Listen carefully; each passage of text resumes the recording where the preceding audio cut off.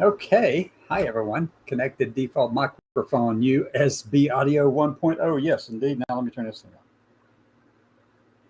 on. Oh, got the little mic turned on too. What do you think? Are we all set? So this is Cassandra Williamson. I am coming to you from Mudlick Road in Hardy, Kentucky, which is in Hatfield McCoy Feud country, if you don't know that already by now. I mean, anyone watching and reading my stories or reading blogs or following the thing over on the Washington Post, the story that my new friend Casey Parks wrote and it was published over the weekend on Sunday. Hey, you know something?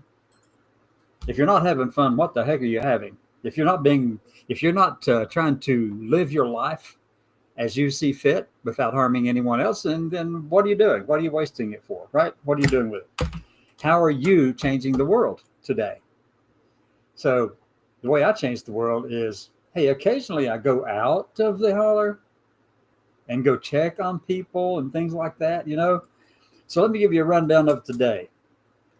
So let me see. I got out of bed about 8 o'clock, or 7 or 8 o'clock. I don't know. Just it was so long ago already. Go check on mom, check her medicine, check her blood sugar, her oxygen level, and her blood pressure. Make sure she gets something to eat. That's what I do on a daily basis. That's the routine of this trans terrorist coming out of Mudlick Road in Hardy, Kentucky. Exactly right in the middle of Hatfield McCoy Feud country. If you're not familiar with that, check it out. It's all over the place. There are trails around here. You can come ride all over the place on your little ATV or big ATV. There are some big ones out here. They actually take up the roads, the paths, the hollers. They're everywhere. But it's a big industry nowadays here. Rather than coal, it's ATVs, which is good, which is fine. It's a beautiful place around here. This country is absolutely gorgeous. There was a time when I would have said, no, this is not the place to come to. But, Appalachia's changed a lot since, back when I was a kid. Thank God. But here I am. I'm on Mudlick Road. I had volunteered to come back and take care of my mom, brother, and sister. Actually, I came back to take care of my sister, and it turns out that really that wasn't enough. My brother was getting worse and worse day by day with the COPD, and he wasn't on oxygen when I arrived, but he certainly is by now. And so it's a progression that's very concerning to me. The oldest of six, mom is 86, soon to be 87. So the people here are me as mom, myself, my brother is 65, my sister who is 56. She's 10 years younger than me and educationally challenged, has a lot of physical difficulties, things like that. So I make sure that she gets everything she needs and try to do all that. It took me a year or so to try to get acclimated to dealing with all of these kind of things because it takes a lot. It really does, but it's worth it because it's family, right? You do what you can. You do everything you possibly can for family, especially if you're in a position to do something about it, to be free enough to do that. So when I volunteered, they said, "Yeah, come on back." So this is where I am right now. So with all this stuff going on in the world about trans terrorists out here and all of that, and I figured that I'm not going to change minds. People are already set in their ways. They are set in their ways. They don't want to change their mind. They love where they are. They love the cave that they live in, or they love the wide open spaces that they live in. Whichever one it might be, they thoroughly enjoy that, and they don't want to change. And they hate change, really. No, well, hate is probably too strong. They just kind of rebel against change and change slowly. Sometimes they change and they don't know it, but it takes like 10 years, and they look back, oh, I changed. What happened? Yeah. So anyway, that's my goal here is one, take care of family. I do have kids of my own. I have four children. The youngest will be, oh my God, 35. Whew. I'm just flabbergasted by that. My youngest will be 35 this December. My oldest is 40. Oh, good Lord. What happened? 8 grandchildren. One is 18. Two will soon be 18. One graduated from high school. Two soon to be graduated from high school, and they're spread all across the country. We're all connected to the military in some way. Like for me, if you notice the little thing back here in the background, you know what that is? Picture is of? Anyone? Anyone know where that's from? Yeah. Come on, takers. That was given to me by the historian of the Naval Academy. A friend and I were touring the museum of the Naval Academy, and she knows these people really well, has done a lot of work with them. And so the historian met with us privately and gave her and myself one of those prints from back here in the back. That's Bancroft Hall, the Naval Academy. I lived in that thing for 4 years, folks. I was right there 4 years. Let me tell you something about Bancroft Hall. There are 4.3 miles of hallways in there. We had to learn that. 4.3 miles of hallways in that building. Yes, yes, indeed. It's huge. So that's where I lived. That's where I went to college. Okay, that's the Naval Academy, Annapolis, Maryland. Beautiful campus, beautiful place. Yeah, thoroughly enjoyed it right there. So anyway, what I'm trying to do here is kind of show that I'm just an ordinary human being up here in a holler in Eastern Kentucky, trying to make my way through all this world, take care of family. I've got kids all across the country. We're all, like I said, connected to the military, Air Force, National Guard, Army, myself with the Navy and the Marines. And let me see. Brother who was in the Army. My dad was in the Navy. My dad built nuclear, or the platforms on which atomic bombs were tested in the Philippines in the 50s. Yes, he did. Thank goodness I don't glow in the dark, because what they did was they would get them to swallow a dosimeter on a string. And this is not hyperbole. This is exactly what they did. This is in the 50s in the United States. And this was, like 7, 8 years after they had blown up the 2 atomic bombs on Japan. They knew what it would do to people, but here they decided they wanted to find out more. So Dad built the platforms. They put the bombs on top. They blew the darn things up, like places like Bikini Atoll in the Western Pacific. Blow those things up, put them on an airplane with a dosimeter down in their throat, and photographic plates alongside them. Fly the plane through the darn blast cloud. Yes, they did. I've read the reports. I had a lot of stuff when I was in the military. I got a lot of that stuff redacted. So not redacted, but so I could see it. Okay. Cleared. Redactions removed as much as they would allow. But yeah, so that's what Dad did. And I'm really glad that I don't glow in the dark. Wait, that might be fun. Glow in the dark. Yeah. I don't know. And it can be done. All you have to do is just attach the gene that goes to the Firefly and put it on into your own genes, genetic makeup. All you have to do is go click, click, click. You'll glow in the dark. They can make a glow in the dark rabbit from the genes on the Firefly. Anyway, I digress. You notice I just carry on with a lot of stuff. So anyway, this day started out with taking care of Mom and brother and sister, and then getting all that squared away, making sure Mom ate some breakfast. I fixed some pancakes for her and bacon this morning, and for everyone really in the house. And I thought it was really good, but Mom was going along and she said, I didn't really like the pancakes or the bacon. I said, well, it's probably because I made them with some spinach, onions, peppers, and all that stuff. She looked at me and I paused for a second. I'm just laughing. And I said, no, Mom. She said, where did they come from? And I said, out of a box at Pancake Mix, but add milk. The way it's always done, right? So her tastes are changing a lot, and it's really challenging to be able to get something that she will eat. So which means I have to give her an Ensure or a Boost, some kind of nutritional drink that can help her a little bit, because I don't want her to go without the nutrients that her body needs. But I'm also trying to regulate a lot of the medicines that she's been getting. Her blood sugar, when I checked it, was like 106, which is perfect for somebody who is 86, soon to be 87. Well, that's good. That's really good. And so she didn't get her insulin shot today. And last night she didn't get one either, which means that her body's starting to regulate some of these things better, which before it was just an absolute nightmare to kind of get it all under control. That, and her blood pressure was all over the place. Some days it would be high. Some days it would just drop out completely. They finally put her on a medicine and it dropped out too much. So now they're asking me to kind of regulate that a little. So it's a full-time job. Basically what I'm saying is I'm learning medicine, real medicine. I am not into the quackery stuff like old Robert Kennedy. Forget it. I cannot stand that. Jesus Christ. Whew. Not Dr. Kennedy.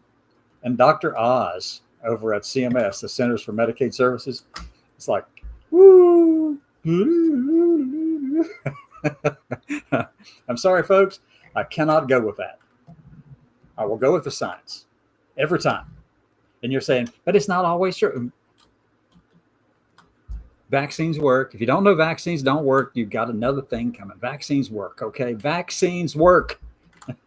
We've known that. Yes, there are some injuries or something that might occur with a shot or something like that, but that's few and far between, and that they do not cause, they save more lives than are lost.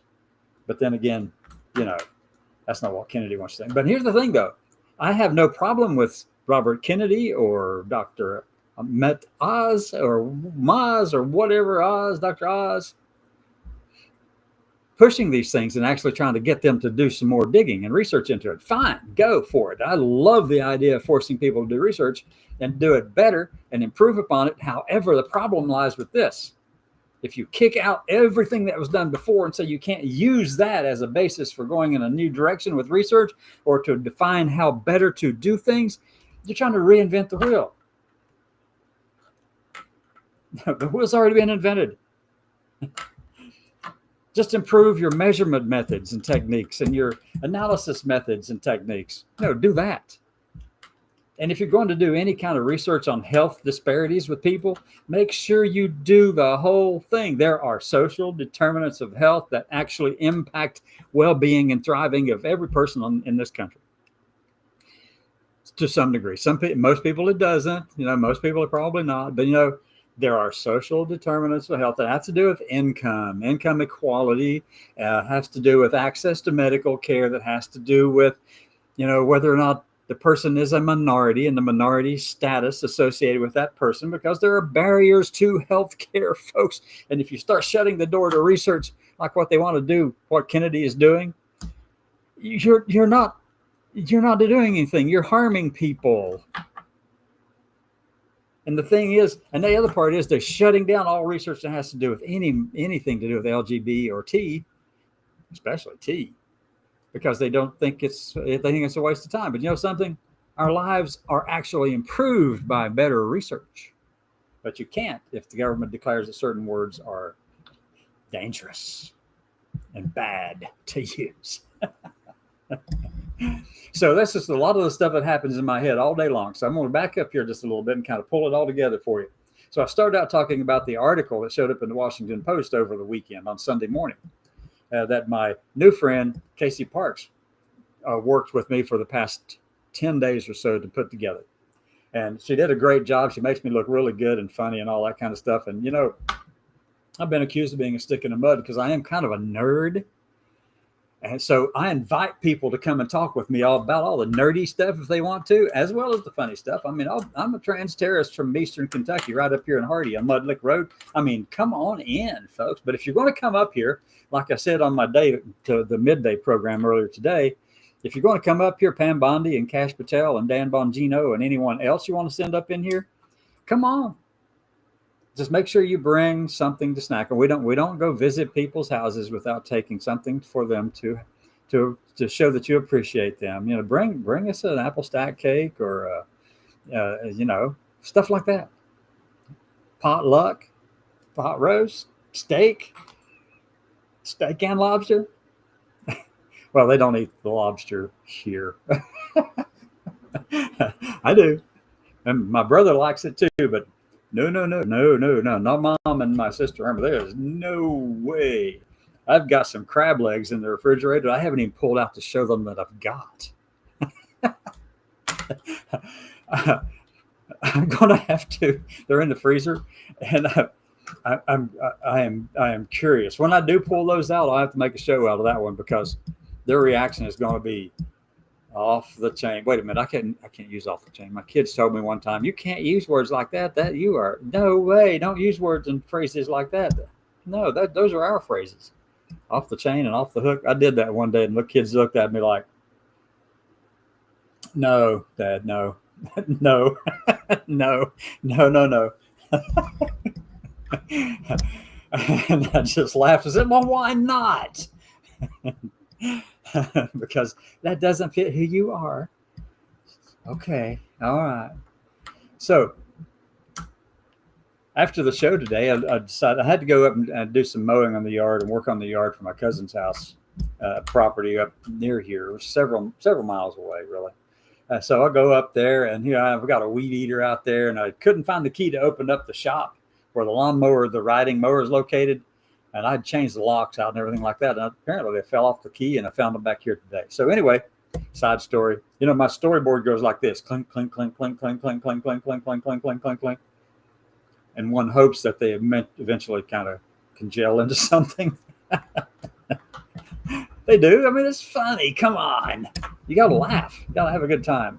So I'll go up there, and I'm running the weed eater, and I'm cutting the weeds on a little bank. And this guy, an older guy, he told me how old he is. He's about 78 years old. Okay. He came down the road in his pickup truck that didn't have a door handle on it. I'm looking at it, and you can see the glass from the window through the handle spot on the door. And he said, well, there's a trick to getting in. We introduced ourselves. I told him my name, and I said I got my name from my great grandmother, Cassie Williamson, and it was a good kind of me. But I had this strange feeling he was kind of flirty.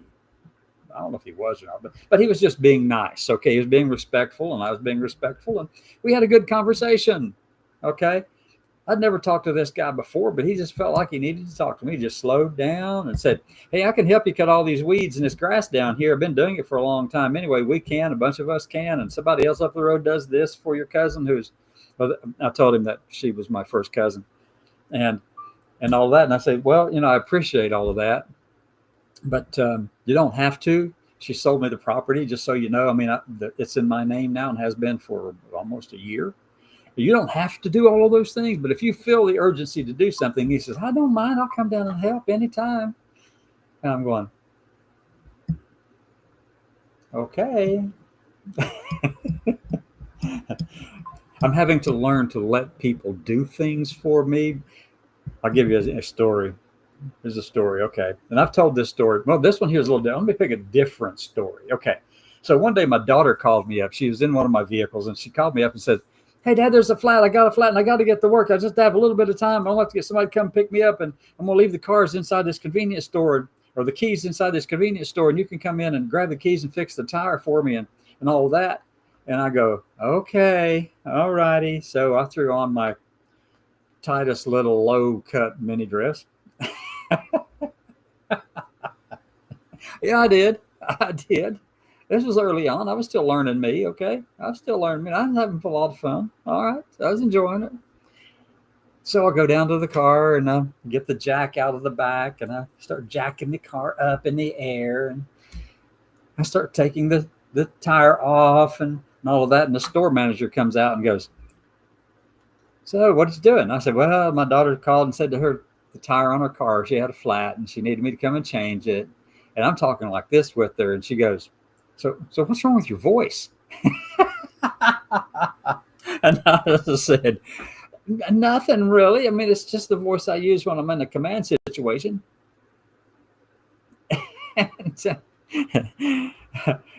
She just let it go. She let it go, and then a couple minutes later, she came back and said the same thing. So what is wrong with your voice?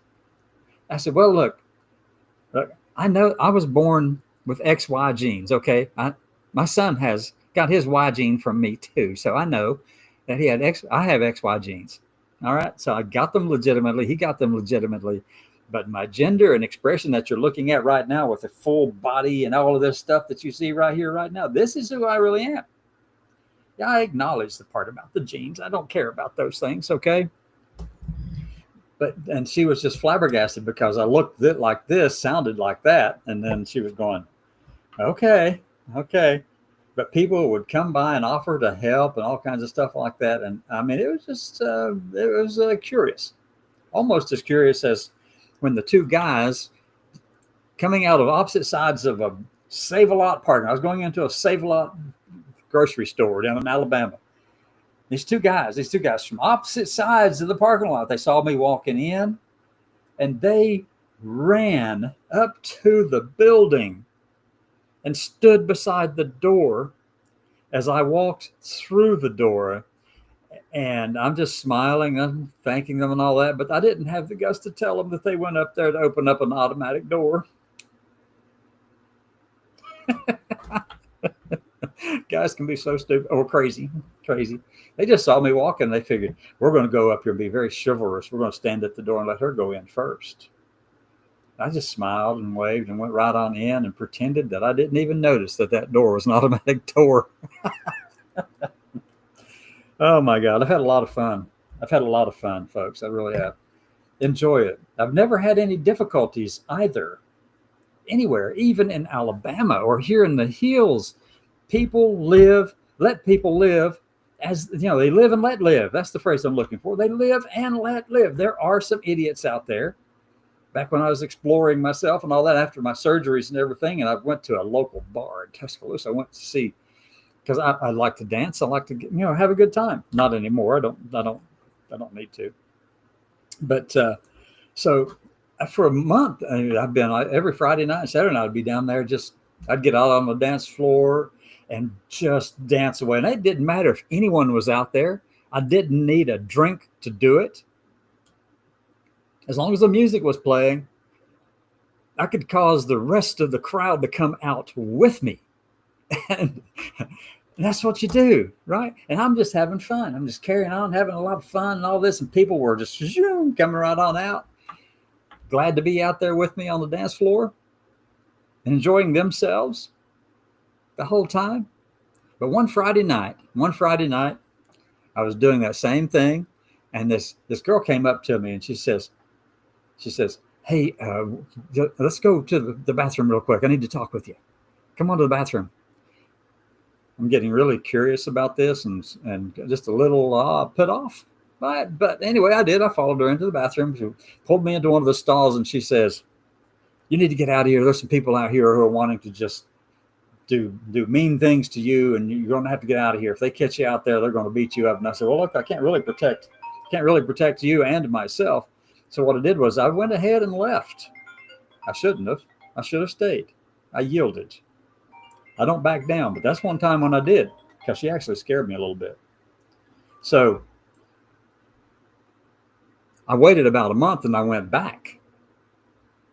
And my friend, who was the bartender down there at that time, she said, where you been? And I said, well, this is what happened. And she told her boyfriend, who was the bouncer, and I'll be darned if they didn't position bouncers all around that dance floor so I could go out there and dance. That's the one time when I kind of was just a little bit concerned. Oh, there was one other too. I was driving from Alabama to Kentucky, and I-40 was shut down one time. So we had to take this back road. It took us through Oak Ridge, Tennessee, and back in the backwoods and all of that place is in Oak Ridge, around that, going towards Knoxville. I didn't want to get out of the car. I didn't want to stop or anything. I don't think there would have been a problem if I had. I really don't. But I was a little concerned because, getting a little bit dark in the evening, and I just didn't want to do that. So anyway, I've since gained a lot more confidence to the point where I can actually just do whatever the heck I want, because this is America and this is my America too. So, but you don't want to be dumb about it. Okay. So right here in the hills though, this afternoon, while I'm helping my cousin or mowing the yard for her, I get back home after that. I get back home and I'm looking at the newspaper, or looking at, the Washington Post over on my other page on this side, and all the comments over there. So if you want to get in and jump in with me, the comments there's almost, I don't know how many comments at this point. Let me go in and see what the comment count is. There are 809 comments on this thing. Now, AI did a little summary for me, okay? They had an AI system in here, and it says featured comments. Nope. Well, there was an AI summary. Anyway, there was an AI summary just 799 ago. No, not ago, but when the count was at 799. But the vast majority of them are very supportive and encouraging. There are a few who want to challenge me, but guess who I want to talk to the most? Guess who I want to bring onto a live show with me? That's the people who think that I have no right to exist. That's the people who think that, it's a disordered thing that you're doing right here, and you're hurting all of society and all of that kind of thing. Those are the people I want to bring on the live show. I want to talk with them.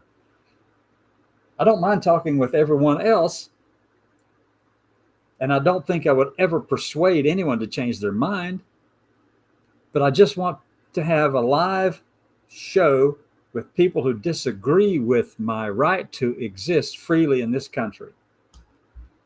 I want to see if they can go live with me in front of you.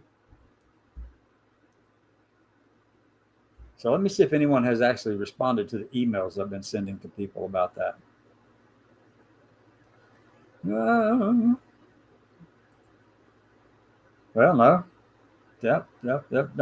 Just a friend sent an email that said, I hope this idea catches on with a lot of women, since it is something that will benefit all women and hoist the bigots on their own petard.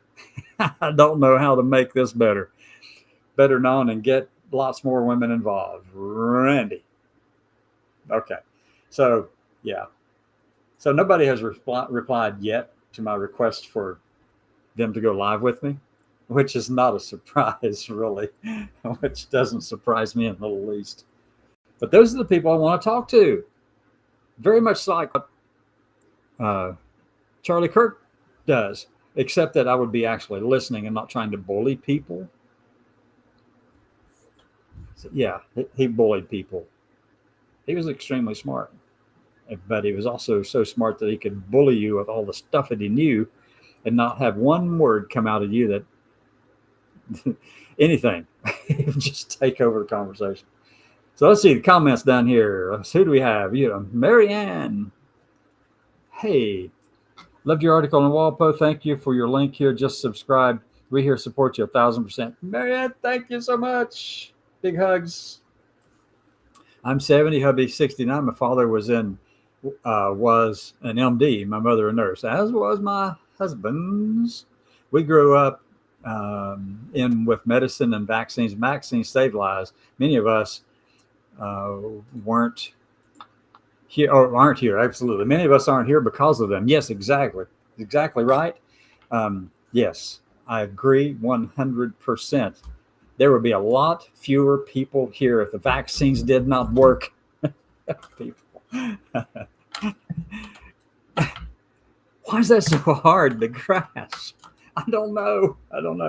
Anyway, I've been doing this for almost 30 minutes now, but I do want to close out with by just saying that go check the article out over on the Washington Post. Go check that out. If it's behind a paywall, see if you can get somebody to give you a gift subscription or something like that. They do make them available. If you can afford to do it, it doesn't cost very much really to get in there, but I know that it is a challenge for some. And I get that. I understand it completely. And it's also a budgetary thing where you just don't want to spend any more money on that, given everything around us is going up and up and up. Well, gas prices around here, I got to say this. Gas prices around here have been steady for the past 2 years. They go up and down fractionally.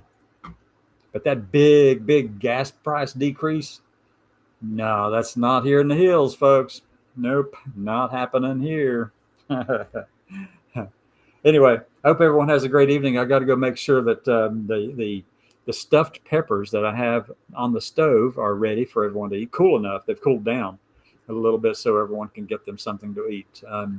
So come back tomorrow. I'll be around in midday sometime. I think it's around noon. Most of the time it's around noon Eastern. And then come back in the evening. It's always around 6 p.m. Eastern. Come back, check it out.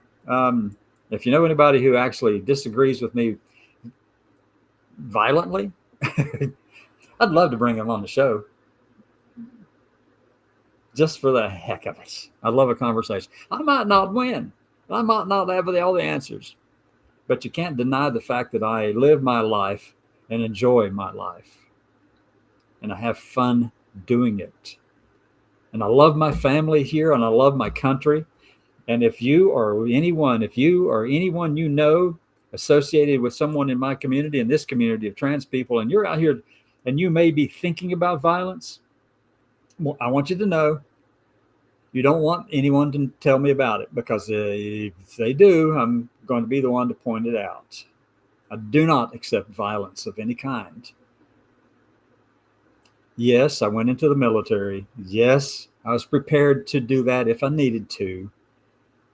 But that's the whole idea, so that I don't have to. Have a great evening, everyone.